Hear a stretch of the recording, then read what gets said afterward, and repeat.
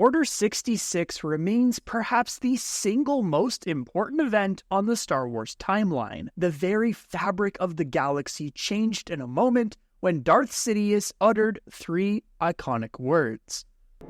Execute Order 66. But did you know that Order 66 is just one of 150 contingency orders programmed into the minds of all clone troopers, which they would enact at a moment's notice? Stay tuned, because today we're going over all of the known ones, beginning with Order 4. This order actually involved the Chancellor rather than the Jedi, but wasn't quite as extreme as Order 66. First introduced in the novel Republic Commando True Colors by Karen Travis, Order 4 read, quote, "In the event of the Supreme Commander, or the Chancellor, being incapacitated, overall GAR command shall fall to the Vice Chair of the Senate until a successor is appointed or alternative authority identified as outlined in Section 6. This order seemed to be in place for an emergency situation. For instance, if the Chancellor had been assassinated. It was a temporary way for the Grand Army of the Republic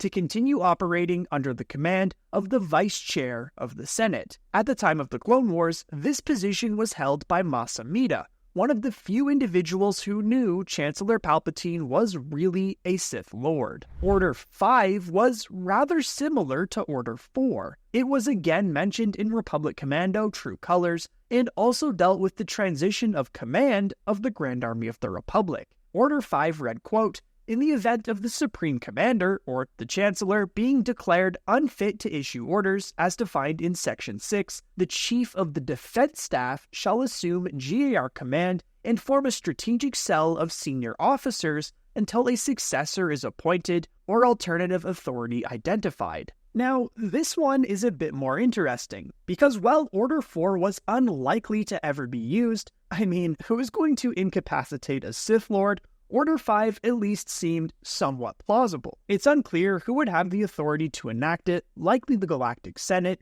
but just imagine if this were to happen during the events of Revenge of the Sith and before Order 66 was issued. Now, unlike Order 4, which gave command to Vice Chair Mas Amedda, one of Palpatine's biggest lapdogs, we don't actually know who held the position of Chief of Defense Staff or what that role typically entailed. It seems that both Orders 4 and 5 were inspired by the order of presidential succession that we have in real life. This outlines what happens if the United States president is killed, incapacitated, resigns, is unable to hold office, or is removed from office. The responsibilities are passed down a chain that begins with the vice president, followed by the Speaker of the House. Regardless, Orders 4 and 5 were discussed by Clone Commando Atin Skarada and Jedi General Etain Tur-Mukan during a conversation at the Republic's Special Operations Brigade headquarters on Coruscant. But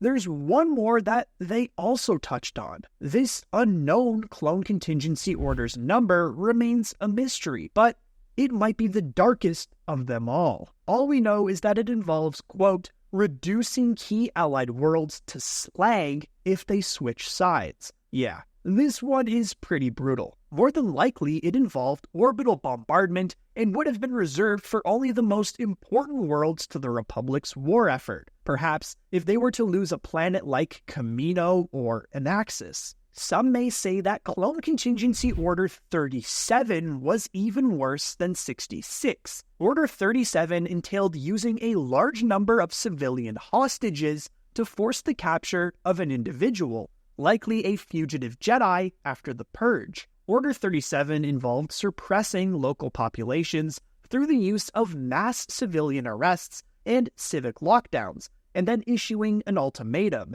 If the local populace did not turn over the wanted individual, all the civilians would be executed.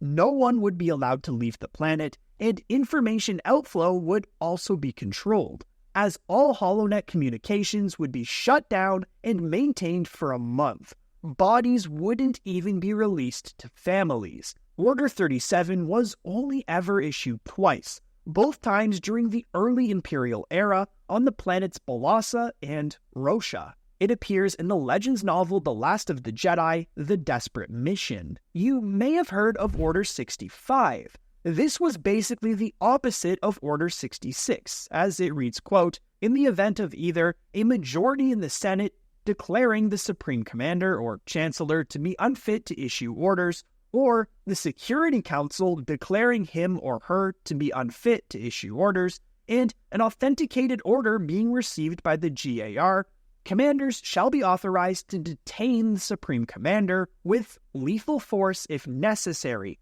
and command of the GAR shall fall into the acting Chancellor until a successor is appointed or alternative authority identified as outlined in Section 6. This order was also introduced in the Republic Commando True Colors novel, and many fans point to it being the best opportunity for the Jedi to avoid the execution of Order 66, but it's not that simple. First of all, in canon, the Jedi are completely unaware of the Contingency Orders, but even with the Legends continuity's rules at play, it probably wouldn't have worked. That's because, as the Order outlines, it cannot be issued by the Jedi Council. Option 1 for issuing Order 65 had to come from a majority vote in the Galactic Senate, where Supreme Chancellor Palpatine was beloved. Aside from a small group of senators, most saw him as a tireless politician, a kind man, and a strong leader. The other option to issue it was the Republic's Security Council, a Senate committee that advised Palpatine himself. So that option was even less likely. Then, of course, comes Order 66. We all know this one, so we'll make this brief. Order 66 was the reason the 150 contingency orders existed, hidden amongst others like Order 65 to avoid raising too much suspicion. Protocol 66 directly read, "In the event of Jedi officers acting against the interests of the Republic, and after receiving specific orders verified as coming directly from the Supreme Commander or Chancellor, GAR commanders will remove those officers by lethal force, and command of the GAR will revert to the Supreme Commander until a new command structure is established." Order 66 was the culmination of Darth Sidious's intricate plan to eliminate the Jedi. He had long manipulated events to bring about the war, gaining both political power and the ability to weaken the Jedi through the prolonged conflict. Following Order 66, the Jedi Order was effectively dismantled, with only a handful surviving and forced to go into hiding. The execution of Order 66 marked the end of the Republic and the beginning of the Empire, shifting galactic power and reshaping the political landscape for decades. Well, you probably know that there were officially 150 clone contingency orders. There was also a secret clone order 151 that was later added. In the aftermath of the Republic's transformation into the Galactic Empire, the newly christened Sith Lord Darth Vader came to suspect that his master had developed a new contingency order to eliminate him should the need arise. After all, that's kinda how the Sith operated. The rule of two dictated that the master or apprentice would eventually overthrow the other in their quest for greater power. As shown in the Star Wars Dark Times comic series, Darth Vader discovers the existence of Order 151 in the aftermath of the Battle of Bandamere. Following the Imperial victory, Vader debriefed 501st Clone Commander Vil on a cliff edge overlooking the battlefield. Not one who likes to beat around the bush, Vader directly asked Vil if the Emperor had a contingency plan to kill him if he needed to. Vil refused to confirm or deny such an order's existence, therefore confirming Vader's suspicion and prompting the Sith Lord to kill the clone by force pushing him off the cliff. Vil's death was deemed an accident, and Vader kept his knowledge of Order 151 a secret.